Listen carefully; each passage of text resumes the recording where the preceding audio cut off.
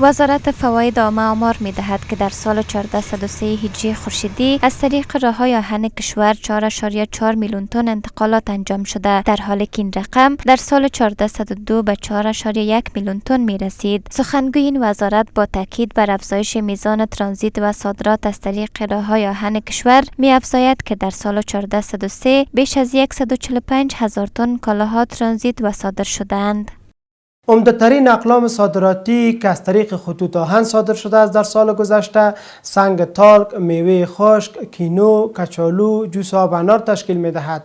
افزایش میزان انتقالات نشان دهنده یک تغییر مثبت و نوید خودکفایی زیربناهای اقتصادی و توسعه کشور را می‌دهد. در این میان اتاق زراعت و مالداری با توجه به اهمیت انتقالات از طریق راه‌های آهن سرمایه‌گذاری‌ها در این زمینه را در راستای افزایش صادرات محصولات کشاورزی افغانستان مهم می‌داند.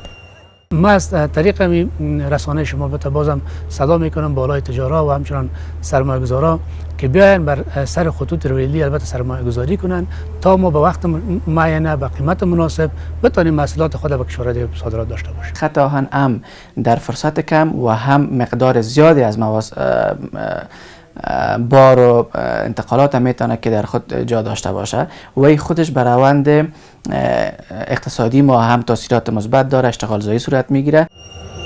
بر بنیاد اطلاعات وزارت فواید عامه در سال 1403 هجری خورشیدی 73576 واگن از طریق خط آهن انتقال یافته است، در حالی که این رقم در سال 1402 69380 واگن بوده که این رقم نشان دهنده افزایش 6% می باشد.